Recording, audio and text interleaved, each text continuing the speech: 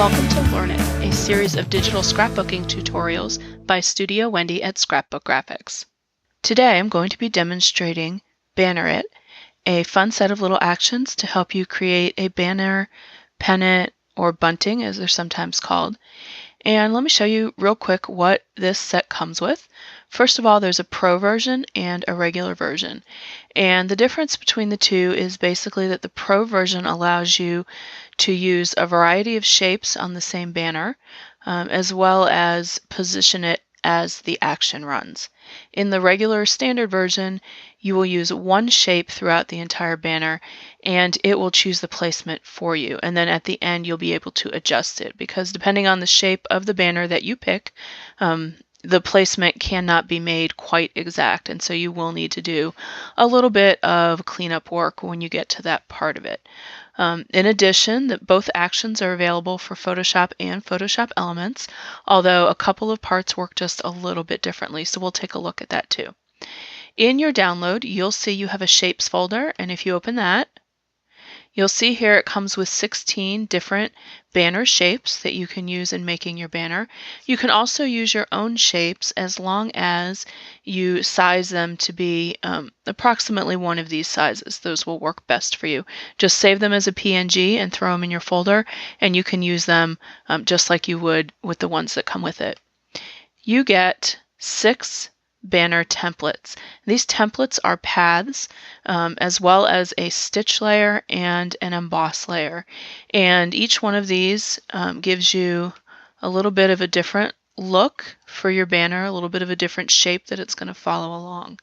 In Photoshop Elements, you probably won't be able to access the paths unless you have version 10, which it's a possibility then you'll be able to see the paths. So these stitches have been provided for you in a regular standard layer that you can work with if you cannot access the path. The benefit of the path is that you can use it with your own stitching actions or stitching styles to create your own stitching or ribbon or thread or string, whatever you want to attach your banner or bunting to.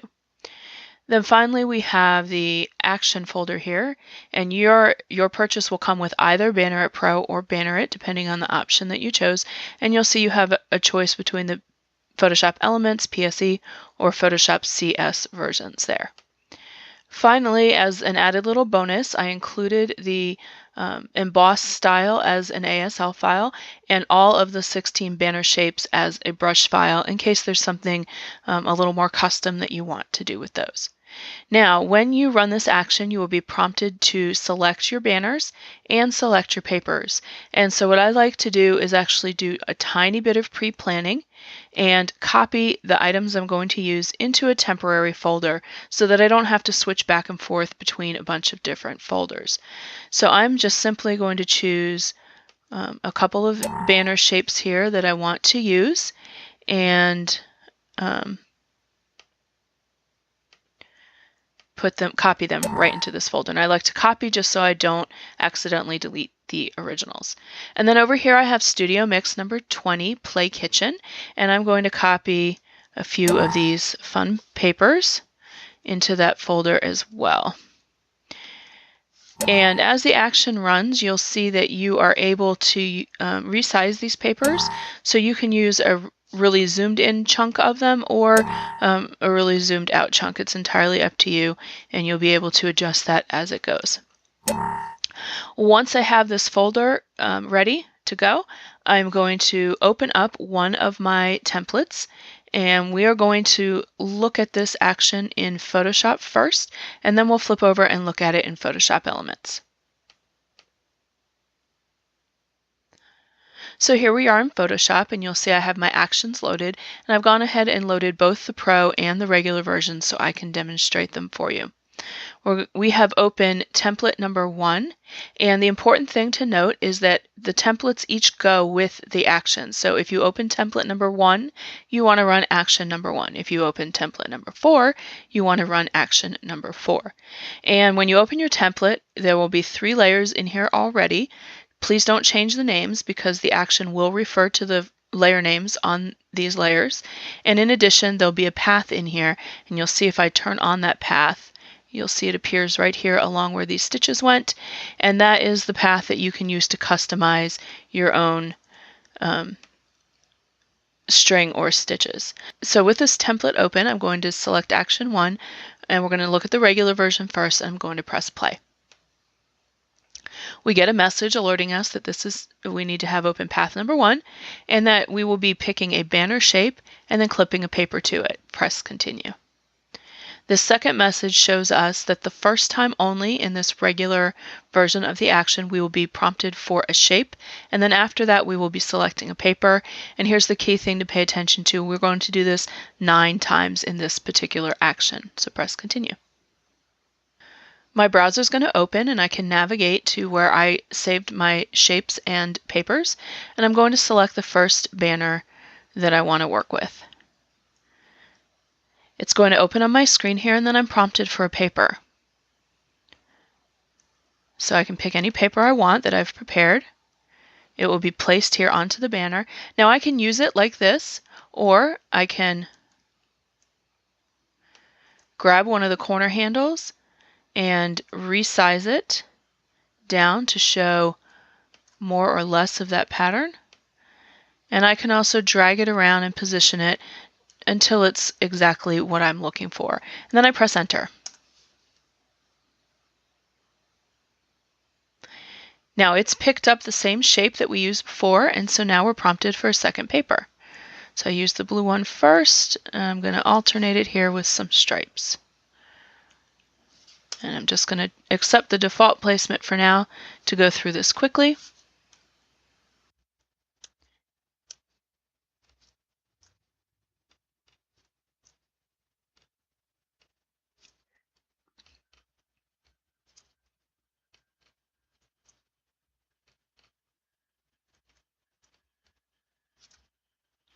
When the action is done, you'll see here, I now have a stripe of banners placed along that path. Now this particular set worked out really well with the shape that I chose. It placed it right along this path here. But depending on what shape you choose, sometimes you'll see something like this, where the banners are not quite aligned underneath the stitches. Just grab them all and bump them all up so that they appear wherever you want them along your stitching line. Now you'll also see, if we zoom in at this point, that my emboss effect here that's going across the stitch is visible in between the pieces of paper, and we don't want that. So we're going to choose the Clip Emboss action here in the action palette and press play. And we're just going to press continue through this. That message just let us know we needed to run the action to make the banners first. Now if we zoom in, you'll see that that section has been hidden by this mask here that's been put on the layer. Now in Photoshop Elements, because most versions of Elements do not handle layer masks, it's actually going to select this layer, inverse it, and delete the portion that's in between there. So you don't want to run that part until you're already finished with everything and you're perfectly confident with your placement. So that's the Clip Emboss layer. Now in addition, we also have a warp layer, and let me show you that. First thing you want to do in Photoshop CS when you use the warp action is to apply a shadow style to your layers. Now I've got some here from my style and border set, and I'm going to choose a small bottom shadow. No, I think I'll choose, I'm going to choose the small bottom shadow here and apply it, and then go back to my actions panel. Now if I start with the bottom shape and work my way up, I'm going to apply the warp action. And I'm going to press continue. And what this is doing is, first it is putting the shadow on a separate layer, and then it's going to allow me to warp both the banner and the shadow beneath it. Now when the warp box first comes up, you don't see all the traditional warp handles here. To get those to show up if you want them, Control-click on the inside area of the control handles and select warp. And then you'll see here, you are now able to drag and move these control handles to get more of an effect of it pulling away from the page if you want. So you can adjust that wherever you want it and press enter. You're going to do first the top paper layer and then the shadow layer. When it's done running, you'll be bumped up to the next banner here and be able to run it again. So let me show you that again because that went a little quick the first time. If you want to just accept the defaults, we're going to do that first and then we'll customize it again. Just press continue, continue, and then enter and enter. And you'll see it did the paper first and then the shadow and bumped us up to the next layer. Now let's run it again while we customize it. We're going to control click on the inside of it, select warp, and then from here we can really play with how that is warped and then play with however we think that might cast a shadow down there and press enter. And you'll be able to work your way up through all of those banners and apply a little bit more dimension to it. So that is how the basic banner at action works, and we're going to come back and look at the pro action.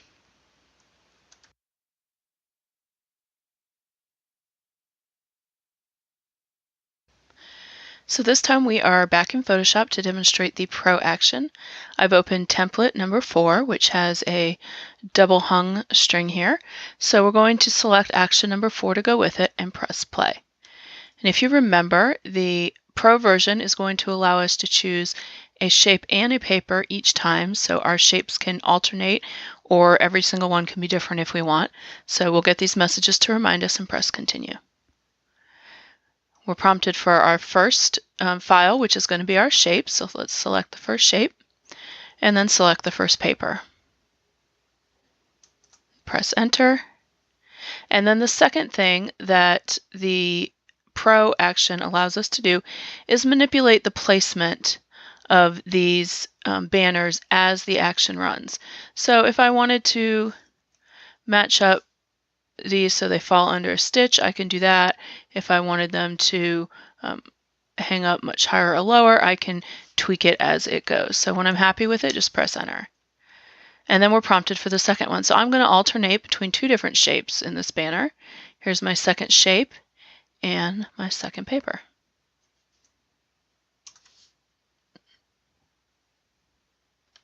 And again, I can bump this one up. And you'll see some of the shapes will place on the paths better than others, and that's because Photoshop simply uses a raw calculation for the placement of these shapes. It doesn't know how big or small the original size of the shape is as it's working on it, so it just makes its best guesstimate, and then it's left on its own layer so that you can tweak it. So here we go here. Get one more there. And our fourth one.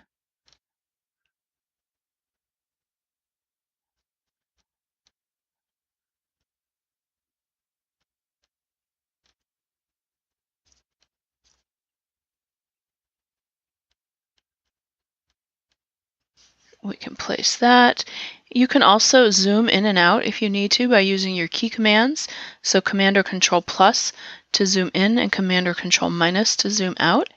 And place that right where you want it and press enter. And we're going to continue on the other side, and I'm going to reverse my pattern here just for fun.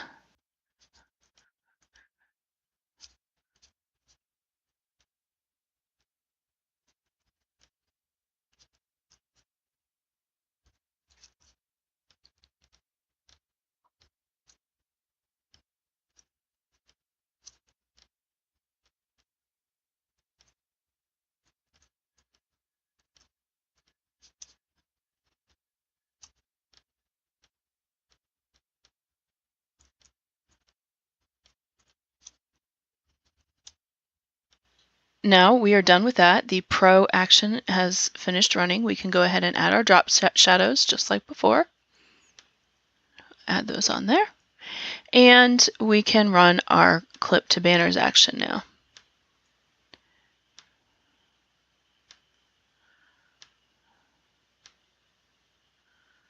All right, we have our little clipping mask here that shows that there. And now I'm going to show you one more really cool tip that will help these banners look just a little bit more realistic. And the way we do that is we're going to make use of this path over here. We're going to come over here, click on it, and Control or Command click on the thumbnail itself. That loads in a selection here that mimics the shape of that path. And what I'm going to do is bump it up a little bit. And if we zoom in, you'll see how it is following the shape of those stitches. And you'll see here that some of our little banners are sticking up over that shape. So the next thing I'm going to do is select each of these layers and delete the portion of the banner that is sticking up over there. Let's start on the bottom and work our way up. And you'll see as I go along here, 1, 2, 3, these shapes are being tweaked here and trimmed so that it matches along the arc of that original stitching line. So when I'm done with that, I'm also going to come up here and click on this layer mask and fill the portion of the layer effect with black too, so that it's not sticking up over the edge of any of these. And then I'm going to just press D to deselect. And now we have a much more realistic looking curve there to follow on these banners. So that's a handy little trick if you are in Photoshop. And what I'm going to do for the Photoshop Elements users is add an extra layer in the template, which you'll see when you get your download. It's not here now, but I'm going to go ahead and do that. I'm just going to take this, add a layer up here, call it Touch Up, fill that with black. So now when you open this file, you can always come to this layer, which will be hidden, but you can come to this layer, use it to position along where you want to clean up at, and then make a selection of that to then go back and make that edit. So I will do that on all the templates for the Elements users. So that is how this action set works here in Photoshop. And we are going to switch over to Photoshop Elements just so I can show you how the Clip It Emboss action and the Warp It action are just a little bit different over there. So I'll see you in Elements. Alright, so we've switched over here to Photoshop Elements, and you'll see here I have already run the Banner 1 action on the Banner 1 template, and I've got all my layers here ready to go. So when you're in Photoshop Elements, running the Clip to Banners action is going to actually delete part of the effect right out of the file. So we don't want to do that until we're all completely finished. So I would suggest doing all of your shadows first and then going back and running the Clip to Banners action here. So what you want to do is select the bottommost layer, scroll down and find your Warp It action. And in the case of Photoshop Elements, you do not want any styles, shadow styles applied here. Photoshop Elements is going to create a shadow for you as it runs. So we're going to select the first one, working again from the bottom up, and click Apply. We get a message that it's going to add a drop shadow and warp it. So press Continue. And it tells you to work from the bottom up. You'll be prompted for your foreground color. Just hit OK. It's automatically going to pull black. And you'll see here it has created a shadow, and press Enter to apply the warping on that shadow. And then next you're prompted to warp the top layer here. And if you right click on it, you can click on Distort, which will allow you to then distort the shape there of your top one. Now Photoshop Elements does not have the robust capabilities that Photoshop does as far as its warping features, but you can still get a little bit of a good effect there by using this distort feature. So when you're happy with it, press Enter. And of course you can just accept the default that it chooses as it goes. And once the first one's done, you just click Apply and continue on to the next one. And I'm going to just choose all the defaults as it goes through here and let it use the default distort setting.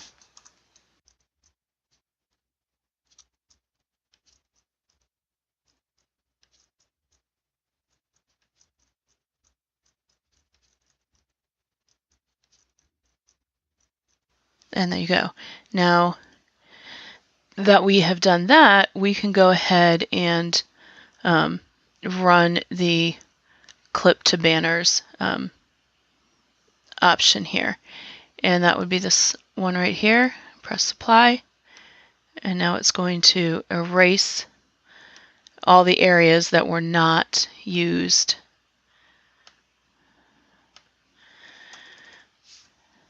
here in between the stitches. You'll see that that embossing effect in between the stitches is now gone. So we can go ahead and zoom back out here.